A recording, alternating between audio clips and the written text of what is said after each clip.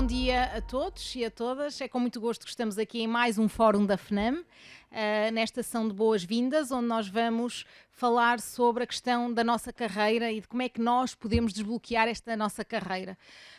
Porque de facto o que nós vemos é que acabamos sempre por estar estagnados, cada um no seu patamar, seja como assistente, seja depois como graduado e como sénior, os que chegam até sénior, não é? Porque não é com 350 vagas por ano que conseguimos de facto chegar ao topo da carreira. E, portanto, esperemos que este debate seja, acima de tudo, as apresentações, o debate que acontecer, seja, acima de tudo, muito profícuo. Vamos também perceber como é que funciona a carreira em outros países, não é? Vamos ter aqui uma experiência que vem de França e outra que vem do Reino Unido e também teremos, então, o nosso bastonário no fim também para vermos qual é que é a perspectiva da Ordem dos Médicos. E, portanto, só espero que este fórum, que é o último fórum da FNAM este ano, corra bem. E vamos aos trabalhos. Muito obrigada.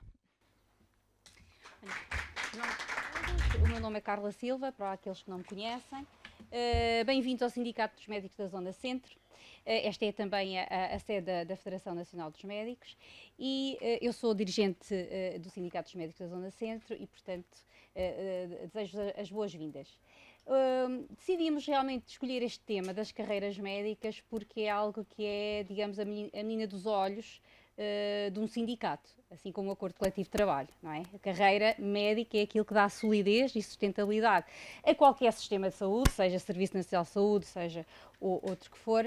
Porquê? Porque obviamente dá-nos uma perspectiva de segurança, quer individual, nós como profissionais, quer a quem servimos à população. Foi nesta casa, não é, que, e temos aqui entre nós, os mentores ou as pessoas que começaram a discutir a carreira médica no nosso país. E é com eles que nós vamos abrir, obviamente. Portanto, temos o José Gomes Hermida, João Rodrigues, o Sérgio Esperança está aqui na qualidade de moderador, mas também é uma pessoa que esteve muito envolvida no pensamento e na estrutura da carreira médica. E vamos começar, eu vou passar a palavra precisamente ao Sérgio, que vai então continuar aqui a hora de trabalho. Ok, Carlos, obrigado. Bom dia a todos. Começo por agradecer a vossa presença neste fórum e saudar a FNAM pela iniciativa que tomou ao levar a cabo estas discussões que me parecem extremamente importantes para haver memória e para podermos, em coletivo, discutir e perspectivar o futuro. Permitam-me que aproveite esta oportunidade para estarmos a lembrar as carreiras médicas, para lembrar um facto que eu considero importante, que ocorreu já este ano. Fez em agosto deste ano 50 anos que se iniciou o serviço médico à periferia. É um facto que está esquecido, pouco lembrado, infelizmente, na minha perspectiva. Participei nele, não fui dos primeiros a ir, fui só o segundo curso, mas acho que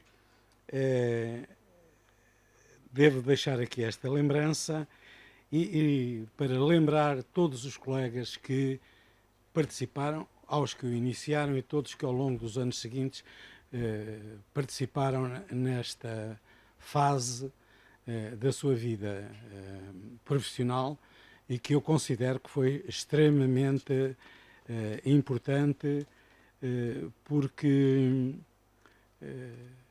fez parte da iniciativa dos médicos jovens, o que eu infelizmente hoje pouco vejo. Peço desculpa a alguns que são exceção, mas toda esta dinamização, toda esta participação foi possível porque havia, de facto, naquela altura, um grupo de médicos interessados, eram chamados médicos policlínicos, que se estruturaram, que pensaram e que organizaram, porque foi a organização dos médicos que permitiu aquela situação.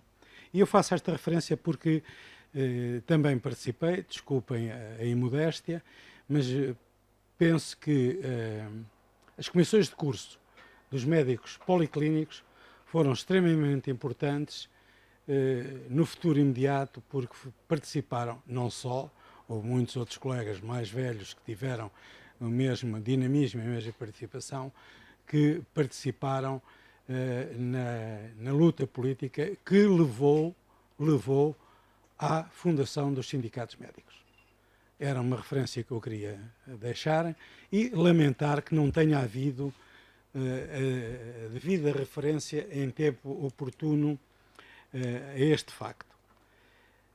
Passamos a isso, então, ao que nos aqui trouxe, o Fórum da FNAM, e eu passo a apresentar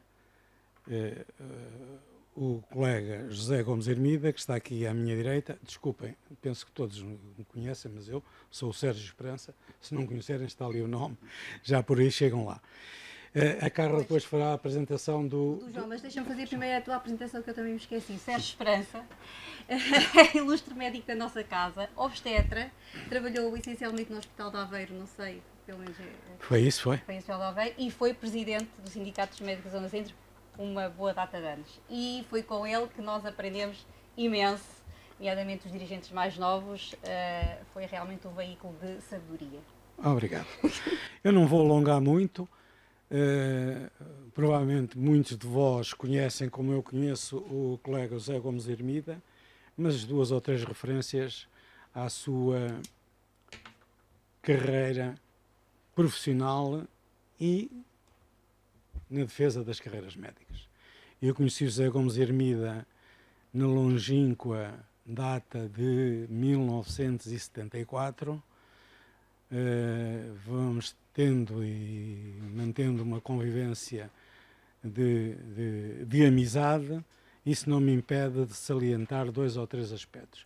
O José Gomes Hermida, quando eu o conheci, tinha estado, ou estava ainda, como representante dos internos a nível do Ministério, de um grupo que existia, era a Comissão Nacional de Internos. Foi passado pouco tempo eleito presidente da Comissão Administrativa do Hospital da Universidade de Coimbra, desenvolveu as suas lutas com muita outra gente para a constituição do sindicato, foi presidente do Sindicato dos Médicos da Zona Centro, teve um papel importante que eu acho aqui ressaltar, que muitos de vós provavelmente não conhecem, na defesa das carreiras médicas nos hospitais universitários, porque houve uma tentativa dos seus professores da carreira docente tomarem conta da carreira médica junto dos hospitais das carreiras e, portanto, para além de tudo isso, continua, como vemos hoje aqui, presente na luta, de uma certa forma, diferente, mas sempre com bastante interesse em tudo isto. Passo então a palavra ao José Gomes Hermida. Obrigado, Sérgio. Bom dia. Quando a Vitória me convidou, eu com a idade provecta que já tenho, o que é que eu vou lá fazer? Porque eu pensava e contava, e penso que outros também pensavam, que nós teríamos aqui muita gente nova. Porque ia dizer dos velhos, isso velhos hoje parece ser mal, dos idosos, quase todos conhecem os problemas da carreira, tudo isto, toda esta luta que houve, muitos deles, dos que aqui estão. Mas de facto os novos faltam, são eles que faltam, e no fundo era para eles que eu pensava que poderia ter interesse de dizer alguma coisa, porque penso que aquilo que vou dizer já poderá dizer. Não vos vou dizer muita coisa, o João, que está muito mais dentro disso, porque já tenho uma idade razoável, já tive 2 ou 3 problemas sérios e, portanto, muito daquilo que se passou, muito daquilo que ocorreu durante todos estes 60 anos, que são os que tenho de licenciatura, já esqueceu um pouco. Mas penso que o mais importante é aquilo que o João vai dar, quer dizer, é a luta depois do ano 90, porque aí começa seriamente até aos problemas atuais. Portanto, o que vos posso dizer, ou relembrar, aliás, há 2 ou 3 publicações muito interessantes que trazem isto tudo, quem quiser ler o novo relatório das carreiras médicas da Ordem dos Médicos, que foi feito, penso que em 89, é um novo relatório que está de 2007 ou qualquer coisa do género, traz praticamente toda a história de todas as lutas que temos travado. Portanto, relembrar só aqui que até 1950, até a década de 50, a medicina era aquilo de que ouviram falar, ou de que sabem, era uma medicina assistencial, uma medicina caritativa, uma medicina livre, em que os médicos exerciam livremente a medicina nos seus consultórios, recebendo das entidades municipais, recebendo dos doentes que podiam pagar, não recebendo daqueles que não podiam pagar, e aí pagava muitas vezes o Estado. Mas que toda esta medicina fez com que nos anos 50 começasse um movimento em Lisboa, foi sobretudo nos hospitais civis de Lisboa e no Santa Maria, começou um movimento dos jovens médicos, naquela altura, quase recém-licenciados, como o Galhordas e outros, que começaram a pensar, bom, isto não pode continuar, nós temos que fazer alguma coisa pela medicina, pelo exercício da medicina, pela prática médica e pelas carreiras dos seus profissionais. Bom, e em 58, um movimento dos novos médicos dos hospitais civis de Lisboa foi o que arrancou com este movimento. Começou depois a discutir-se por todo o país, a região norte, a região centro, a região sul, com muita gente, e que culminou em 1961 com o relatório das carreiras médicas. Não sei se já todos o leram, é um bocadinho, vale a pena lê-lo, porque era de facto um documento exemplar, e foi exemplar não só para nós, como foi considerado mesmo superiormente, mesmo pelas autoridades políticas nessa altura, foi considerado um instrumento muito, muito, muito valioso e com muito concreto e de possível aplicação. E aí começa, portanto, a tentativa de aplicação, estamos ainda antes do 25 de Abril, começa a tentativa de aplicação daquilo que lá vinha a dar. Bom, passam-se depois aqueles anos 71, 73, a tentativa de afirmação dos médicos, a entrada a transformação da prática clínica numa verdadeira parte de início de carreira, tudo isso. E as coisas vão-se processando de uma luta que eu não vivi muito. Porquê? Porque eu era médico hospitalar, praticamente toda a minha carreira era a carreira hospitalar, nós lutávamos pela carreira hospitalar, e depois porque assumi algumas funções, como o João disse.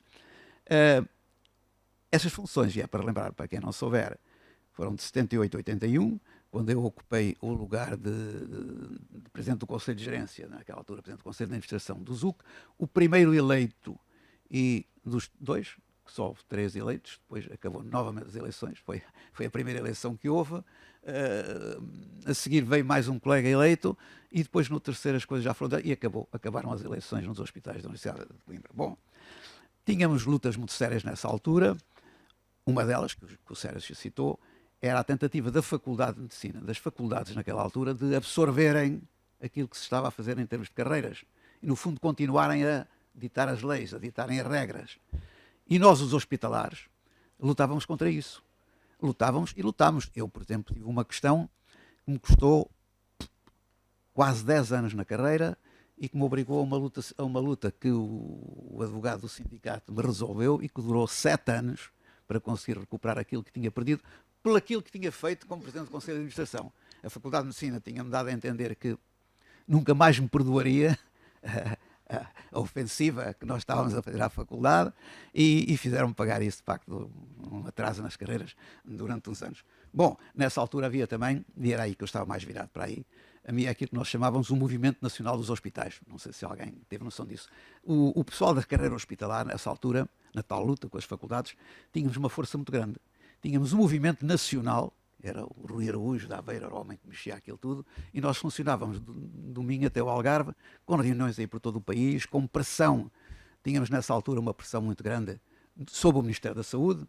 O Carlos Macedo chegou-nos um dia a dizer numa das reuniões, temos que andar devagar, porque ele era do PSD, nessa altura era um PSD que estava no Ministério da Saúde, temos que andar devagar porque dentro do partido já me consideram um submarino do PC. Isto dizia o Carlos Macedo, porque nessa altura chegávamos a ter uma grande força, Depois da luta com a faculdade, bom, arrastou-se e a faculdade começou outra vez a vir ao de cima. E aí houve até muitas divisões entre nós, entre os médicos, porque alguns estavam de facto um bocado mais de um lado e outros estavam de facto mais do outro. Bom, as coisas foram-se arrastando e foi dentro deste clima que nós começámos a entender a necessidade de um sindicato médico. A Ordem dos Médicos, que já tinha sido começada a tomar pelo pessoal que queria as carreiras e queria o avanço da carreira médica, não? Já tinha começado a avançar logo à volta de 70, por aí acima, quer em Lisboa, quer no Porto, quer em Coimbra. Havia ainda posições de pessoas que eram, digamos, do sistema antigo, mas a maioria já era de pessoal novo que estava a tentar comar, até que se chegou depois à conclusão, depois de muita luta, a Ordem quis afirmar-se e tentou tomar várias medidas para se afirmar como sindicato, mas depois de várias discussões, de vários problemas, chegou-se à conclusão que a Ordem não podia nem devia assumir essa função. Não podia em termos legais e não devia porque devia limitar-se às suas funções deontológicas, éticas, enfim, essas que lhe competem. E então aí começou a tentativa de, pronto, não podemos converter a Ordem em sindicato, vamos criar um sindicato.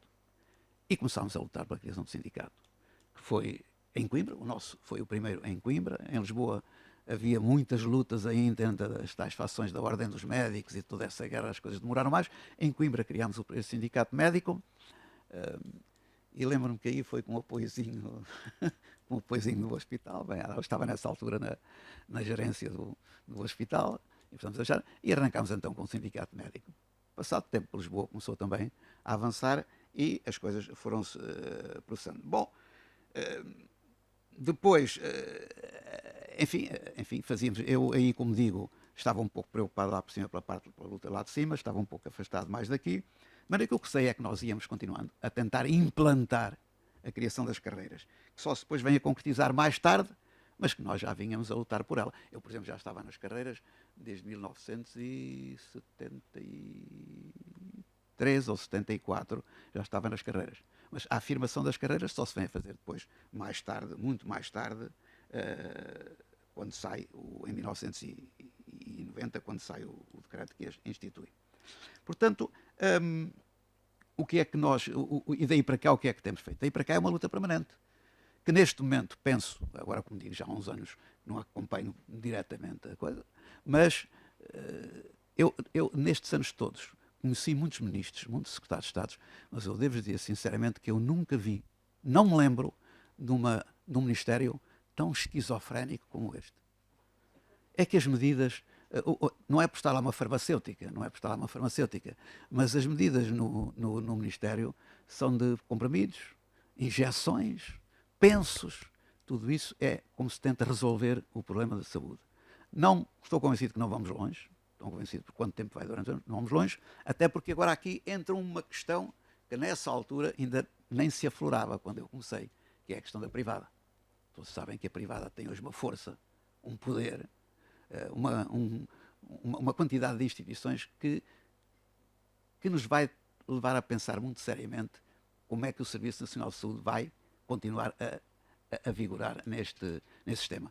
Nessa altura, de 79, 80, quando estavam as lutas por aí, diziam-me um ou dois professores da Faculdade de Medicina, porque as coisas nessa altura estavam mesmo tremidas. E nós, nessa altura, os médicos hospitalares, nessa altura, tinham esse movimento dos hospitais era um movimento que tinha uma força extraordinária. E muito do que se conseguia no Ministério foi por essa luta. Então diziam um ou dois professores da Faculdade de Medicina: Armida, se os vencimentos fossem razoáveis, eu até passava e fazia a carreira hospitalar. Quer dizer, andavam, porque muitos não fizeram, poucos médicos. A faculdade era a faculdade, eles entendiam-se donos do sistema, não precisavam de ir para a carreira hospitalar. Tive depois uma série de problemas de concursos dentro do hospital, exatamente nessa luta. A faculdade queria nomear diretores de serviço, a faculdade tentava impor os seus professores, e eu dizia que não. Quem tomava lugar, quem era nomeado, era quem tivesse carreira médica hospitalar. E aí tive muitas lutas, foi estas lutas porque depois vim mais a pagar mais tarde, porque eles nunca me perdoaram isso. De maneira que, pronto, depois da criação das carreiras médicas, as coisas começaram a evoluir num outro sentido e chegaram até 2000, até que as deitaram abaixo. Até que acabaram com a exclusividade, até que eu já não sei se há carreiras, se não há carreiras, porque agora eu estou há 20 anos aposentado, são muitos anos, estou há 20 anos aposentado, e portanto já nem sei como é que as coisas funcionam lá dentro, porque quando eu saí, e eu devo dizer que fiz sempre, nunca fiz medicina privada, tinha espírito de medicina privada, fiz sempre carreira hospitalar, sempre em exclusividade, e quando cheguei ao fim, saí satisfeito. Financeiramente, profissionalmente, saí satisfeito. E lamento que hoje não possam todos os que lá estão e os que saem dizer exatamente a mesma coisa. Penso que não percebo, não entendo muito bem a luta dos jovens médicos, Por exemplo, a falha deles aqui é uma prova disso. Eu não percebo muito bem a luta deles, como é que eles estão a lutar, mas penso que estarão a afastar-se um bocado. E estão a afastar-se um bocado pelas solicitações que têm e pela maneira como têm de viver. Eu permitia-me aqui, só para terminar, ler aqui um artigo, alguns talvez conheçam, que foi publicado no Público esta semana, dia 15, e é do professor António Sarmento. E penso que ele diz bem aquilo que se está a passar atualmente, mesmo junto da sociedade em geral, nestas poucas palavras que eu vos vou ler. Comecei a minha vida académica em 78 e a clínica em 79. Eu, nesta altura, já estava há uns anos. Na faculdade, bastava... Ele é académico e hospitalar. Na faculdade, bastava a qualidade do nosso trabalho para garantir uma carreira. A nossa vida clínica tinha tanto no início como perspectivas fascinantes de missão e de carreira que tínhamos. O que ganhávamos, embora não dando para enriquecer, era o suficiente para termos filhos e podermos estudar e pagar a casa. O ambiente social era pacífico. E o que é que a sociedade atual oferece aos jovens académicos e clínicos? Portanto, há uma perspectiva completa, há um contexto completamente diferente entre hoje e os anos 70, quando nós começámos com as carreiras. E por isso não admira que as carreiras se tenham criado, tenham se instituído, tenham progredido até serem começadas a ser destruídas depois em 2003, quando começaram a acabar com a exclusividade e a começar com elas. Com os anos, foi-se instalando e crescendo na sociedade, porque depois este problema, hoje nós não temos na sociedade, a ideia que a sociedade faz de nós não é a mesma que fazia há 40 ou 50 anos. Com os anos foi-se instalando e crescendo na sociedade a intolerância, a agressividade, o individualismo exacerbado. Os médicos não escaparam a este ambiente de perseguição, motivado em muitos casos pela vontade de alguém ganhar dinheiro à custa da doença e dos doentes. Consequentemente, iniciou-se uma medicina defensiva, desumana, cara e perigosa para os doentes.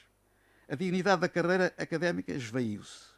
A investigação, os investigadores e a docência passaram a estar dependentes de imponderáveis, sem segurança nem continuidade.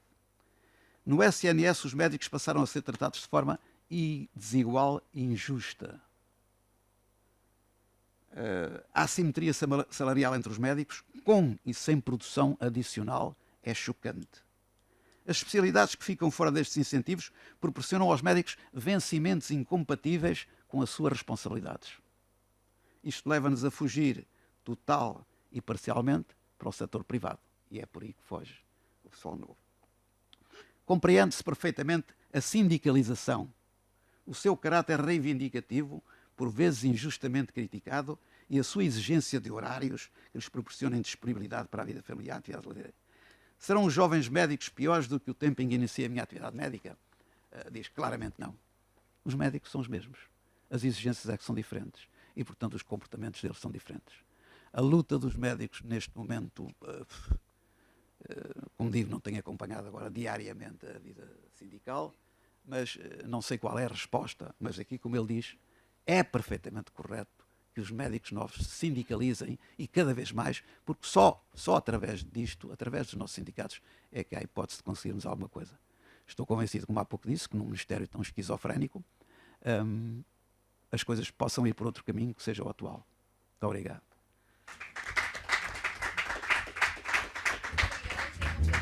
Estes testemunhos foi um ator, está aqui nos anos 50, 60, 70, é verdade, que nos deu o seu testemunho e que acho que é uma inspiração para continuarmos a nossa luta. Portanto, se o Zé Gomes da Ermida conseguiu, não é? Portanto, conseguiu impor-se perante, eu não conhecia esta história, estou maravilhada, não é? De conseguir impor-se a uma instituição como a faculdade no sentido de um bem coletivo, acho que é uma inspiração para todos nós e queria agradecer imenso José Gomes Armida, e ele deu aqui uma ideia excelente, que era novamente se calhar reativar o movimento hospitalar, que me pareceu que foi algo fundamental. Mas agora vamos passar para o João Rodrigues, para não atrasarmos muito aqui os nossos trabalhos. O João já é muito conhecido por todos nós, médico de família, foi dirigente e continua a ser dirigente e foi presidente do Sindicato dos Médicos da Zona Centro, esteve muito envolvido na criação, na reforma dos cuidados de saúde primários, foi membro da missão, foi presidente da USFIN e pronto, e já chega de apresentações. E daquilo que me está a parecer, vais dar aqui uma excelente aula. Não vou. Esta folha que aqui temos e que foi entregue, acho que realmente é algo muito importante para todos nós como dirigentes sindicais, para conhecermos realmente o percurso das carreiras médicas e, sem mais demoras, passo da palavra. Então, bom dia a todos. Antes de mais, agradecer obviamente o convite, e se não fosse este convite não iria fazer a revisão da matéria, por isso só assim é que nós podemos crescer. E voltei a reaprender e a aprender. E então, o que é que eu vos trago? O que é que eu me lembrei? Evidentemente que se eu tivesse uma bola de cristal para responder à pergunta como é que vamos bloquear a carreira médica, enfim, provavelmente ganharia o Euromilhões, mas não é isso que eu vos vou dar essa resposta. Vou-vos dar dicas e terei dicas com toda a certeza. O Hermida já aqui nos deu a principal dica, mas o agradecimento à FNAM e à Comissão Executiva do convite tem a ver essencialmente com isto. Tem a ver com a possibilidade que me deu de, entre as minhas consultas, conseguir fazer um ponto de situação. E eu lembrei-me de, rapidamente, no máximo em 10 minutos, um quarto de hora, vos revisitarmos em conjunto. E aí nós temos as redes sociais, não temos aqui jovens, mas eu acredito que a FNAM tem capacidade para, obviamente, divulgar o que se passa aqui com toda a certeza, e isso é a mais vantagem que temos as redes sociais em relação a hoje. Por isso não estou muito preocupado com essa matéria, e se tivermos depois capacidade de divulgação e de chegar às pessoas. Mas a minha apresentação prende-se com, primeiro, o diagnóstico. O diagnóstico que eu acho que tem que ser muito bem recordado. Todos concordamos com ele na generalidade, vamos ver, mas eu lembrei-me que isto começa em 1990, porque acho que coincidência, quando eu comecei, estamos a falar de um diagnóstico de 35 anos. E vocês vão ver que isto bate certo.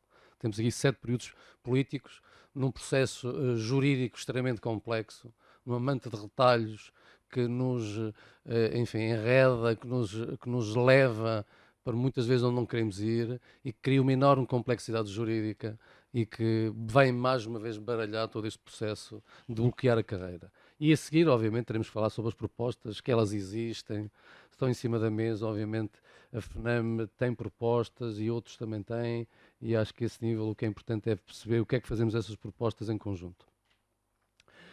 O diagnóstico é consensual na comunicação social, nos cidadãos. A questão é, nós não temos uma carreira médica que consiga atrair e fixar médicos.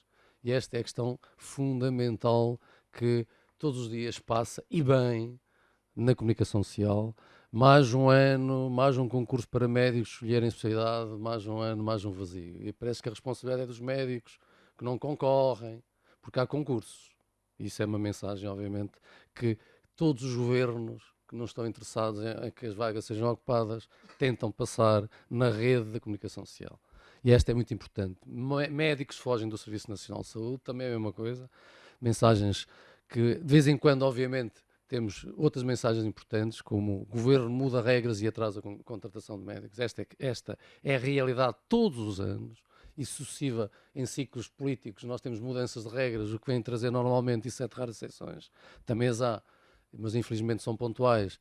As regras que mudam os concursos é para atrasar os concursos, não é para fazer rigorosamente mais nada, ou para não ocuparem vagas. E a questão que nos últimos anos é colocada desde há 5 anos é porque é que faltam médicos de família no Serviço Nacional de Saúde, já que temos algo que foi conquistado, que é uma atratividade a um vencimento que se iguala ao nível europeu. A questão que se coloca é porque é que continuam a faltar médicos de família. E obviamente é tudo isto sempre a ver, que esquecemos de falar da primeira questão: como é que é neste momento, como é que se ocupam as vagas do internato do ano comum, que ninguém fala. Quando sai o mapa de vagas do ano comum, surpreendentemente ou não, há sempre mais vagas para o Norte. E depois dizemos que há mais médicos no Norte. Só um mero exemplo. Não percebo, sinceramente, parece que o Norte tem muito mais população do que tem o Sul.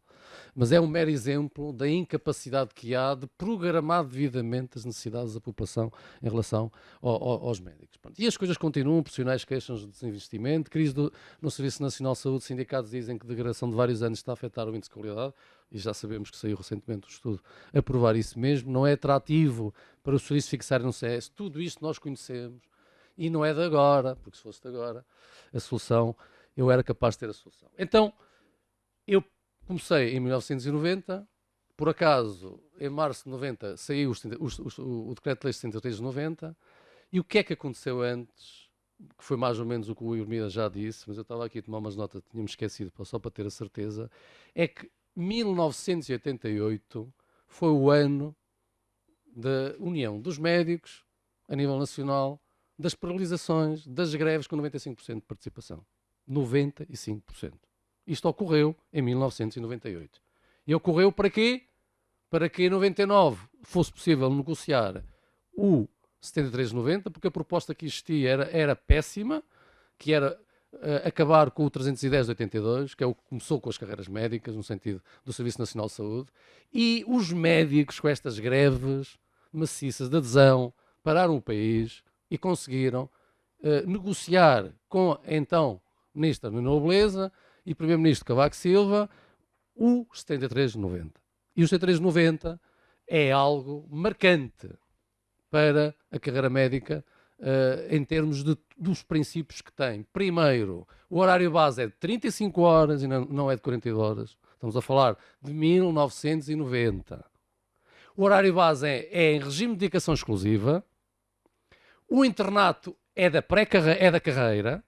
O que é que isso significa? Não é o chavão de dizer que o internato é da carreira. É que significa que os médicos que entram no internato têm regime de dedicação exclusiva e que quando terminam, quando adquirem o seu grau de especialista, vão continuar na carreira porque não são desvinculados. Eu estou a falar à vontade porque foi o primeiro ano em que no dia que acabei a especialidade, o dia a seguir estava despedido.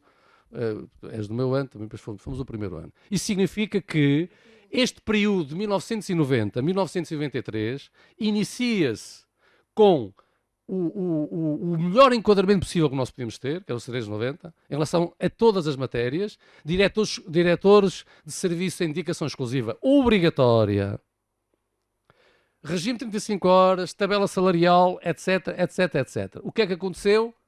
Obviamente, a senhora Ministra, depois de acordar com os sindicatos o 7390, sai, por diversas razões, e entra outro Ministro do PSD, Arlindo Carvalho, e o que é que o Arlindo Carvalho faz logo a seguir? Negocia e foi publicado em 92, que é este decreto-lei que elimina o internato médico da carreira, acaba com a dedicação exclusiva dos internos, eliminando, obviamente, passa a haver um único regime de trabalho no internato de 42 horas, sem dedicação exclusiva e com o despedimento no fim do internato. Isto passa-se em 92, obviamente começa a ser aplicado a primeira vez em 95. Foi o meu ano quando nós acabamos a especialidade. Em 95 nós fomos despedidos no dia a seguir. E o que é que entretanto acontece? Acontece a Lei de Bases da Saúde de 90, que obviamente cria e fomenta as convenções, e as taxas remuneradoras vêm aqui ao lado, mas o que para a parte médica foi mais importante é que em 90 é reforçado todo o processo de convenção individual, passa a haver um regime de convenção facilitador para todo o ambulatório, por isso nós temos todo o ambulatório de MCDTs e de outras áreas convencionado desde 90, ao contrário que muita gente pensa, isto é, já existe privada, acentuada no ambulatório a 100% quase, desde 1990, com esta lei de base do governo do Cavaco Silva. E em novembro de 93, o reinado do Arlindo Carvalho faz o que faltava fazer, que é acabar com a dedicação exclusiva obrigatória aos diretores de serviço. E, a partir daqui, novembro de 93, entrou em vigor em janeiro de 94, a partir daqui está criado todo o processo para se iniciar o fim da carreira médica. Ao contrário do que se pensa, isso já lá vão muitos, muitos anos. Mais uma vez, estamos a falar de opções políticas, traduzidas em, obviamente, decretos-leis e em leis, que depois facilitam tudo o resto.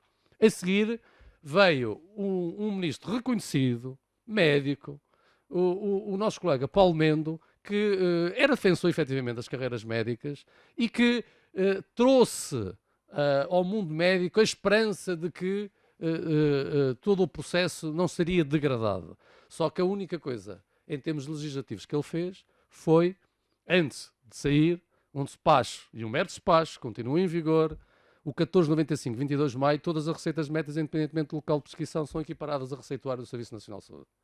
Isto para os médicos foi o top do top, Só que esqueceram-se que isto não se discute em termos individuais, discute-se em termos coletivos do que é que queremos em termos de um Serviço Nacional de Saúde, e isto foi a porta a, obviamente, fomentar a promiscuidade pública ou privada, e todo o processo estava garantido, independente do local de trabalho, eu tinha logo a comparticipação do Estado em relação aos medicamentos. Pouca gente fala disto. Isto foi feito em 22 de maio de 95, um mero despacho que continua em vigor. Não foi preciso nenhum decreto-lei, nenhuma lei.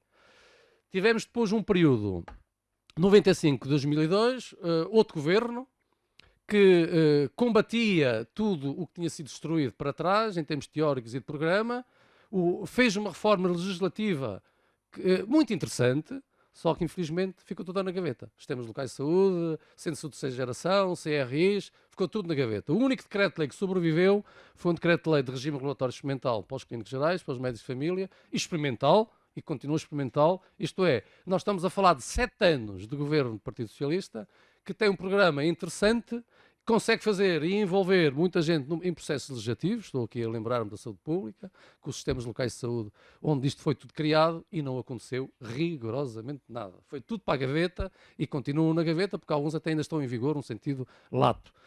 E por isso vocês veem, perdemos mais uma vez tempo e não avançamos. E a seguir vem o segundo período crucial. O primeiro é de 90 a 93, o segundo é de 2002 a 2005. Luís Filipe Pereira faz todo o processo que é iniciado em 90, com a Constituição de 76 de 90. O que é que Luís Filipe Pereira faz? Faz, obviamente, a imperialização dos hospitais, que os hospitais SAs, que são introduzidos obrigatoriamente nos contratos de trabalho.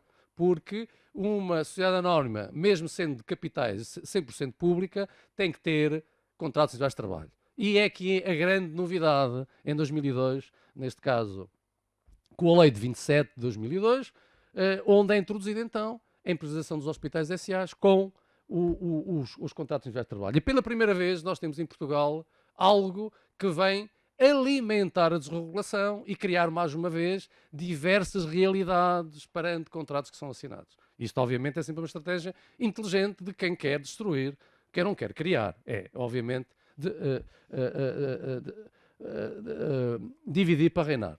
A seguir vem novamente o Partido Socialista, 2005 a 2011, estamos a falar mais uma vez de muito tempo, que tem um programa também interessante em termos de defesa do Serviço Nacional de Saúde e da carreira médica, neste caso Correia de Campos, depois Ana Jorge, que já herdam, e a primeira medida é uma medida obviamente interessante. Qual foi a primeira medida? Foi deixar de haver hospitais SAs para passar a ser EPS. Parece simbólica, mas valeu. Valeu, só que isso não chega, porque se esqueceram-se do resto. E o resto foi carreira médica, mais uma vez. E o que é que acontece aqui? Mantiveram na área hospitalar todo o processo relacionado com os contratos de trabalho. Então era preciso uma tabela única, era preciso regular os contratos de trabalho, e por isso surge o primeiro acordo coletivo de trabalho na área da saúde, o número 2. E aqui é bom relembrar-nos, todos nós, que o acordo coletivo de trabalho é assinado por mútuo acordo, neste caso por 2 sindicatos, a Federação Nacional dos Médicos e pelo CIM. Enfim, eu não vou contar algumas peripécias na altura, mas não vale a pena contar. O que acontece é que foi assinado pelo FNAM e pelo CIM o acordo coletivo de trabalho, que depois veio depois veio a Troika e herda o acordo coletivo de trabalho sem tabela salarial, e a primeira medida, que obviamente inteligente faz o governo de 2011 a 2015 da Troika, Paulo Macedo, é obviamente fazer a tabela única. Mas é preciso rever, volto a lembrar, que o acordo coletivo de trabalho vem do governo do PS, assinado por Ana Jorge, e não é do PSD. Há aqui algumas confusões, muitas vezes na cabeça de muita gente. Isto é factual. Não há aqui volta a dar. A seguir, o que o Paulo Macedo faz é normalizar todo o processo, tinha que haver uma tabela. Por isso, nesta fase toda, deixa de haver concurso, deixa de haver etc, etc, etc. Não é? Os novos já não tinham indicação exclusiva. Acordo coletivo de trabalho. O que é que o acordo coletivo de trabalho faz? Alimenta o que tinha sido destruído de 90 para lá. Não cria um único regime de trabalho, uma única tabela salarial, esqueceu-se do internato do primeiro grau da carreira, esqueceu-se da dedicação exclusiva, etc, etc, etc. Pronto, por isso tivemos esta questão. O que é que surge em conjunto? Faltavam 2 questões fundamentais. Uma era melhorar as convenções, no sentido de quem as defende, eu sei se também fazia isto, passava a ter convenções de índole regional e nacional. O que é que isso significa? Eu já não negociei a minha convenção em Coimbra passa a ser nacional, por isso isto foi feito em 2013, significa que os grupos económicos começam a aparecer aqui. Porquê? Porque é simples. Se eu já tenho uma chafarica aberta, passo a ter o grupo económico convencionado para todo o país. Não tem nada que saber.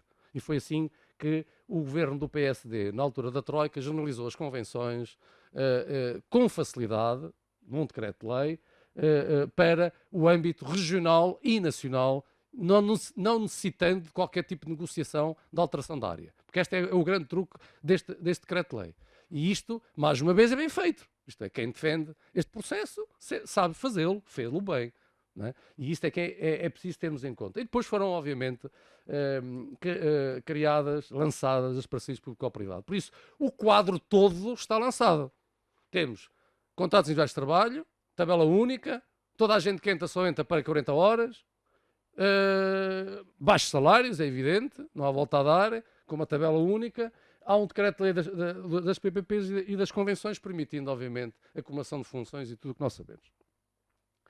E vem agora, 2015 a 2024, uma nova era. Tivemos depois o Covid, tivemos novamente o Partido Socialista e tivemos mais uma vez uma enorme contradição. Tivemos 3 ministros, como vocês sabem, nesta era, Adalberto Campos Fernandes, Marta Temido e Manuel Pizarro, com sempre com um programa interessante que depois na prática se traduz praticamente em nada. Aqui traduziu-se numa genericamente boa lei de base da saúde, que demorou tempo, porque havia contradições. Ela só é lançada na segunda fase com a Marta Temido, porque o Adalberto Campos Fernandes cria outra nova lei de base da saúde. A nova lei de base da saúde vem introduzir o novo Estatuto do Serviço Nacional de Saúde, depois demora 3 anos a ser publicado, e que é o fim das ARS, com a criação da Direção Executiva do CNS e o fim previsível das parcerias público-privado. E é criado depois já, porque no mandato da Marta Temido, como todos vocês sabem melhor que eu, nenhuma reunião houve negocial com ninguém, por isso, enfim, não podia sair rigorosamente nada em termos de carreiras, manteve-se tudo na mesma e, por fim, o Manuel Pizarro, cumprindo o que vinha no programa do Governo, regulamenta, ou publica, neste caso o 103 de 2023, que toda a gente conhece, a dedicação plena, com a possibilidade das ULS, depois são generalizadas, tendo em conta o pensamento do ex-diretor executivo do Serviço Nacional de Saúde. Essas coisas não são assim muito bem pensadas, são por vontades próprias, e assim que acontecem, e temos esta manta de retalhos que nós todos sabemos. E chegamos a este momento que todos nós conhecemos e que, por coincidência ou não, vem a população dizer-nos num inquérito recente organizado pelo Observatório da Saúde Portuguesa, não é? Que é de agora de 10 a 18 de julho de 85, níveis históricos, 9 em cada 10 portugueses vêm degradação dos cuidados de saúde. Enfim, é o que temos. Em resumo, voltamos a 98, isto é, já temos e bem uma greve anunciada para dia 24 de outubro, porque o resumo que eu tenho aqui da estagnação da progressão é tudo isto que nós conhecemos. Só que isto não é de um ano, eu volto a salientar. Isto começa em 93, quando os primeiros internos entram no internato e perdem o internato da carreira. Isto é, o que é que nós temos? Temos uma precariedade no fim da sociedade, que começa em 95, não é? Quando os primeiros acabam o internato, e depois, obviamente, é todos os anos. Temos a suspensão dos concursos, quando foi a questão dos SAs. Temos o reinício dos concursos irregulares, atribulados, não abertura anual dos concursos de consultor, não cumprimento dos prazos de concursos, número limitado de vagas para assento graduado de sénior, a ausência de médicos graduados em vários serviços, nomeadamente hospitalares, multiplicação das horas extraordinárias, essa já vinha atrás, enfim, foi combatida em 90, mas que nunca ganhou muito na parte dos médicos, porque se complementavam sempre com a base do salário em relação às horas, mas mesmo assim houve uma redução grande. Então na MGF houve uma redução de 95% de horas extraordinárias, mas na parte hospitalar isso não aconteceu. E temos a epidemia da prestação de serviço individual e de empresas, temos a proliferação dos regimes de trabalho, não é? Como todos sabemos, só temos um único regime de trabalho, neste momento agora já temos 2, para os que entram, já temos também a dedicação plena, mas temos tudo os do passado todos. em várias situações, além dos parciais de 18 horas, 20 horas, 25 horas, quer dizer, temos uma multiplicidade de realidades que, obviamente, complicam todo o processo de luta em conjunto. Isto é preciso não esquecer isto. Temos uma carreira residual no setor social, Forças Armadas e NEM e Medicina Legal. Isto também é muito importante. Os nossos colegas que trabalham nestas áreas praticamente não têm nada. Eu lembro do primeiro acordo da empresa do Sul com o SAMS e outros mais. Não é? O sucesso passa por aí. Também pensar nos outros enquadrados num setor. E temos uma ausência da carreira do setor privado. Pronto, isto é a realidade que nós temos hoje, mais ou menos, que se tem vindo a degradar ao longo destes 35 anos. E então, propostas. A proposta, isto é, o segredo, evidentemente, seria nós termos a capacidade de nos mobilizarmos e de voltar a 88 e ter greves de 95%. O segredo é esse. E como é que nós nos podemos mobilizar para esse tipo de situação? Evidentemente, eu não vos vou dar nenhuma lição, mas enquanto nós não nos conseguimos unir no sentido de defender uma carreira médica que tenha um tronco comum, e esse nível é isso que o fim da minha apresentação tem muito a ver com isto. Isto é, há muito mais consenso do que se imagina. Tínhamos nós capacidade de nos sentar todos à mesa e falar uns com os outros, como hoje vai ser a sessão, vamos ter aqui a ordem, etc., para reivindicar pontos comuns e desse núcleo comum não podemos ceder, e se não cedermos teremos obviamente greves de 95%, não tem qualquer tipo de dúvida. Isso significa o quê? Significa o que toda a gente anda a dizer, de uma maneira ou de outra, sindicatos, ordens e etc., que devemos aumentar os graus de categorias de carreira, incluindo no mínimo o internato médico na carreira, criando criando o regime de dedicação exclusiva de maneira opcional, os concursos públicos regulares, isto é, tem que haver uma maneira que isso seja o cumprimento da lei, porque a lei também o diz que os concursos devem ser anuais, os cargos de direção de serviço são obrigatoriamente escolhidos entre especialistas, todos os recursos de resultados dos concursos há uma comissão nacional e extensão da carreira médica ao setor privado e social. Isto, genericamente, é o que está no novo relatório da carreira médica, que já vem de 2007 e que foi revisto com grande número de gente, de colegas nossos que participaram nisto e que foi publicamente apresentado em fevereiro ou março, ou quando é que foi, 2023. Por isso é recente. Isto é, ainda por cima, não esqueçam, temos um deputado com alguma, ex-bastonário, que foi ele que apresentou este relatório e que diz-nos isto na comunicação social e também nos diz o que está no slide anterior, isto é, faltava esta parte final, quer salários dos médicos equiparados aos magistrados ou pessoas universitárias. Isto é uma brincadeira e a seguir também, e bem, propõe que seja considerada profissão de risco de desgaste rápido. Isto é, nós temos provavelmente muito mais consenso do que se imagina. Temos um deputado do PSD que diz isto, que subscreve o novo relatório da carreira médica, que é um documento importantíssimo sobre esta matéria. Por isso, eu só fui buscar este artigo porque é recente e porque nós também precisamos de apresentar evidência. E aqui é um artigo que foi publicado no dia 2 de junho de 2025 na Ata Médica Portuguesa, que tem uma amostra de 9,36% de médicos, o que me parece interessante. 5.743 médicos responderam. Um estudo organizado por um grupo a pedido do bastonário, de dezembro de 2024 a janeiro de 2025. E o consenso identificado é este. 91 concordam que a carreira médica melhora a qualidade dos cuidados. Significa que os médicos querem efetivamente que haja uma carreira que seja viva e ativa e que obviamente se aplique. Apoiam a reestruturação da atual carreira, 87,5%. 92% querem integrar o internato médico na carreira. Isto é interessante, não é? Porque podemos ter discordâncias. Não temos discordâncias. 78% defendem a carreira única. 95% exigem uma progressão que implica o aumento salarial. Ela já é assim. A questão é que ela está bloqueada. E, por fim, a maioria defende que a carreira médica deve ter mais graus além de especialista e consultor. A nossa ordem nos médios atual, mas isso falar ao bastonário quando cá tiver, eu só me relembrei disto porque está aí na moda agora, ele está a dar a volta aos partidos políticos na Assembleia da República e a ordem também propõe uma nova carreira, mais liderança da classe, incentivos diferentes. Isto é, há aqui consensos e depois, e bem, porque a senhora Ministra se recusa a negociar, como nós sabemos, há longas datas, esta anterior e anterior, uma verdadeiras propostas para revitalizar a carreira médica. Enfim, está agendado para dia 24 de outubro, como todos já sabemos. Passa a publicidade outra vez, mas é importante. Uma greve nacional sobre toda esta matéria. Por fim, e não vos vou amassar mais, porque o chavão que eu gostaria que nós conseguíssemos ter para nos unir, criando a rede das redes na defesa da nova carreira médica, é que nós precisávamos de repristinar os 7390. Ponto. E isto é a mensagem que nós, do meu ponto de vista, deveríamos tentar passar com esta sustentação até que temos do maior consenso que temos entre os nossos colegas. E repristinar os 7390, pois aqui há algumas coisas que são minhas, mas isso deixa ao critério de que o que está aqui é da minha autoria, mas a base não é da minha autoria, é do 7390, porque está lá. E é preciso lembrar que o 7390 é um decreto-lei do governo do PSD, do governo da AD, do primeiro-ministro, do ex-primeiro-ministro Cavaco Silva. Isto é importante. Ninguém os obrigou a assinar nada. Foram eles que o publicaram. E era preciso perceber porque é que mudaram de ideias, eventualmente, enfim. Mas isso é pedir demais.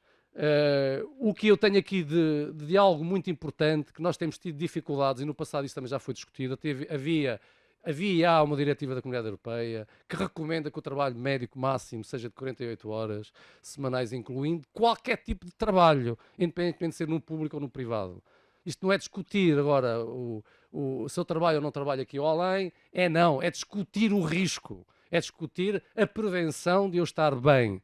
E eu, para estar bem, segundo a diretiva, não devo trabalhar mais do que 40, máximo, mais de 40 horas semanais. Esta, do meu ponto de vista, devia ser a nossa defesa. Isto é, nós, acima de tudo, se queremos defender o Serviço Nacional de Saúde Público, uma carreira, e fixar e reter os nossos colegas, terá que ser por aí, não é? Não há volta a dar. E depois há a questão organizativa, que já foi também aqui falada, que tem a ver todo o processo de eleição de direção clínica, cargos diretivos de serviços hospitalares, porque, exceto nas USFs, onde há eleição, nos outros lados continuamos a não ter miragem em relação a isso, e eu acho que era possível que isso pudesse acontecer. Por fim, tem a ver com a progressão na carreira. Os graus nós já vimos as categorias, que é na vertical. Na horizontal é preciso, de uma vez por todas, ter capacidade para reivindicar um novo CIADAP médico que seja inteligente, flexível, adaptado, que efetivamente faça com que se estimule o trabalho coletivo, a avaliação coletiva e que nos dê a possibilidade de nos diferenciarmos no coletivo e não individualmente, mas isso era uma questão muito complexa, mas é possível,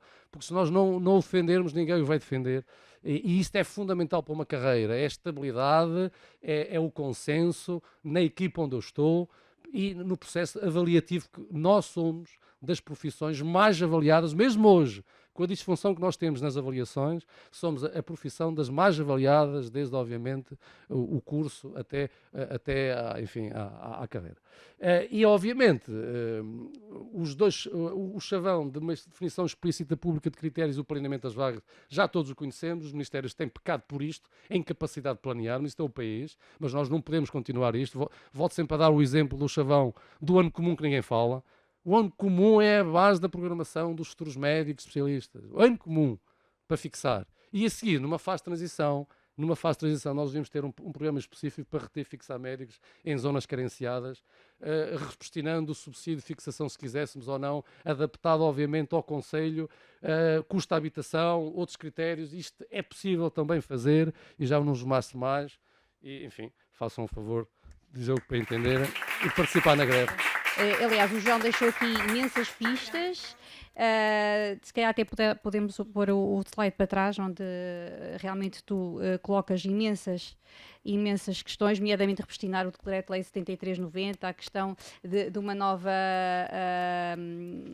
carreira médica com o acréscimo de graus, categorias. Acho que era importante saber aí do lado de lá o que é que acharam destas propostas do João. Saúdo muito as apresentações que foram feitas, todas elas. E em relação ao João, foi uma excelente apresentação. E só para dar nota, não é? E como Presidente da Federação Nacional dos Médicos, que de facto o 7390 é o que está na base das nossas reivindicações. Consta do nosso plano de ação, portanto, os itens que tens aí resumidos, é o que consta, é a base do nosso plano de ação e consta nas nossas reivindicações e nas nossas propostas que nós levámos ainda agora recentemente ao Ministério da Saúde, que infelizmente continua a não querer negociá-las e sem perceber, ou se calhar percebe, não é? Que seria a única forma de ter médicos no Serviço Nacional de Saúde. O grande problema que nós temos hoje em dia é que de facto estes governos em geral e este último em particular não parece ter mesmo vontade política em garantir mais médicos no SNS. Essa é que é a grande questão. Agora, sem dúvida, que o que tem no 7390, e mesmo nós que somos bem mais novos, felizmente temos pessoas novas aqui na plateia também, nós conhecemos-lo, não é? Quem é dirigente sindical, delegado sindical, tem feito o seu trabalho coletivo no respectivo sindicato e na FNAM, conhecem profundamente, e é isto que nós lutamos no dia-a-dia, portanto, nos nossos locais de trabalho, nas nossas reuniões, e foi isto que também fez com que tivéssemos tido os processos de luta até agora, e sem dúvida que nós vamos continuar. Todos nós sabemos que se não tivermos médicos motivados, com uma base de 35 horas e com todo um trabalho coletivo, avaliado dessa forma, nós não vamos conseguir mesmo ter médicos no SNS. Não é só uma questão salarial, é mesmo uma questão da forma de trabalhar. E, portanto, temos propostas, colegas, vem aí o congresso também da Federação Nacional dos Médicos, nós vamos ter grupos de trabalho relativos ao internato, que também queremos ver reintegrados na carreira, vamos ter grupos de trabalho para o CIADAP, para os concursos, para a carreira, também para o trabalho digno, onde vamos abordar a questão também da violência e do assédio e outros temas, portanto, porque isto é que faz com que haja realmente mais médicos no Serviço Nacional de Saúde. Muito obrigada. Antes de mais, obrigado à apresentação do Dr. Gomes Hermida e do João, foram duas apresentações excelentes, e aqui com especial agradecimento à apresentação do João. Pedia ou sugeria, se ele assim concordar, ceder a apresentação para divulgação. Acho que está aqui um bom resumo em termos históricos da evolução de muitos dos problemas que vamos identificando, e o diagnóstico foi comum, e a solução está mais do que conhecida, é consensual entre os médicos. E apesar de termos assistido dentro da FNAM algum reforço da sindicalização, o ponto de toque tem que ser este: como é que mobilizamos os colegas, os profissionais, especialmente os mais novos, para a participação não só assim da vida sindical, no local de trabalho, e para, no contexto de greves, conseguimos pressionar o Ministério a reconhecer os problemas, a reconhecer e dar mérito às soluções que a FNAM e bem tem apresentado. Portanto, já é uma luta de anos, e acho que esse é o ponto fulcral: é como é que mobilizamos os colegas, como é que os fazemos perceber que a solução passa pela mobilização coletiva de todos, para conseguir assim pressionar o Ministério a conseguir mudar aqui a perspectiva da carreira médica. Ou seja, seria acrescentar graus na carreira médica, e gostaria de saber por que razão, como é que achas que isso poderia melhorar? A proposta não é só minha, mas a minha já é de há muitos anos. Isto tem muito a ver com o facto de nós estagnarmos na carreira. Isto não tem nada que saber. Uma carreira atrativa tem que ser progressiva ao longo, obviamente, da carreira, no mínimo. Já estamos a falar de 40 anos, não é? Isso significa que ao longo de 40 anos eu tenho que ter a possibilidade de, tecnicamente, demonstrar que estou atualizado e que, obviamente, tenho o direito de progredir. Neste momento nós só temos o grau de consultor, que felizmente é equiparado a uma categoria de assistente graduado, e a partir daí estagnas, porque depois há vagas limitadas, não é? Por isso, o relatório da carreira médica propõe então o interno como o primeiro grau, significa que já estamos a integrar o internato, certo? Ele só se desvincula se quiser desvincular, porque essa é a grande diferença. Cria-se estabilidade logo no início, e a seguir, esse especialista, nós devemos ter no mínimo, a partir daí, do meu ponto de vista, no mínimo 4 graus, no mínimo, mesmo assim, enfim, tenho algumas dúvidas. E isto é possível porque nós somos uma profissão altamente diferenciada, que se atualiza, só precisa demonstrar o que faz por períodos de 5 anos, se nós quisermos fazer isso. Isto é, o grau de consultor devia ser replicado para eu voluntariamente me demonstrar a minha atualização. Porque a discussão de requalificação da profissão, que é feita ao longo dos anos a nível da Europa, nós já temos em Portugal, nós só precisamos era demonstrar que temos a possibilidade de ter mais graus. Isto é, consultor 1, 2 e 3, se quiséssemos. Há várias maneiras. E o que é importante é demonstrar que a carreira permite, em termos individuais, uma progressão na vertical. E em termos na horizontal, uma progressão salarial, que é anual, perante os resultados do coletivo, que é algo completamente diferente. Nós estamos a criar com o CIADAP conflitualidade individual e não estamos a resolver rigorosamente nada. Eu acho que isto é fundamental. Tudo passa pela primeira medida. E a primeira medida significa o internato médico da especialidade faz parte da carreira médica. Não é? A seguir a segunda medida não há volta a dar, é regime de dedicação exclusiva. E tem que haver regras claras na carreira, em que há lugares em que tem que ser, do meu ponto de vista, em regime de dedicação exclusiva obrigatória, como são os cargos de chefia, de coordenação, de direção, como era no 103/90. E ao contrário do que se pensa, e está aqui o Hermida, que eu lembro perfeitamente, na altura, quando foi aplicado a dedicação exclusiva obrigatória dos diretores de serviço, o ZUC melhorou. Os hospitais na cidade de Coimbra, onde estava o Hermida, melhorou imenso. E ao contrário, não perderam gente, mesmo havendo aquela conflitualidade com a carreira universitária, docente. Por isso, há gente que quer estar. Não há aqui. É criar essa possibilidade. É que neste momento essa possibilidade não é possível. Mas isto é que. Por isso é que nós temos uma enorme heterogeneidade, é difícil, e por isso é que eu não trouxe aqui nada da FNAM, nem do CIM, nem nada de propósito. Apesar de estarmos, obviamente, num debate sindical. A questão é que nós temos que ganhar os nossos colegas fora do mundo sindical. O que é que isso significa? Nós temos um relatório da carreira médica que é recente, e se é consensual, e por acaso também é connosco na generalidade, temos que o apresentar. A reivindicação não é só nossa, é nossa e dos outros, é dos médicos. Eu acho que isto é fundamental, no sentido de que nós não estamos aqui a defender só o sindicalizado, só a parte... Eu sei que não estou... Só estou a dizer que... e infelizmente nós temos muitos colegas que, enfim, vivem noutro mundo, mas que só gostam da ordem ou parecido, não é? Pronto, não vale a pena. E é mesmo assim, eu já disse isto várias vezes. Por isso nós temos também os conquistar no sentido de que nós queremos uma carreira moderna, atualizada, que nos permita fixar os nossos colegas cá em Portugal no Serviço Nacional de Saúde Pública.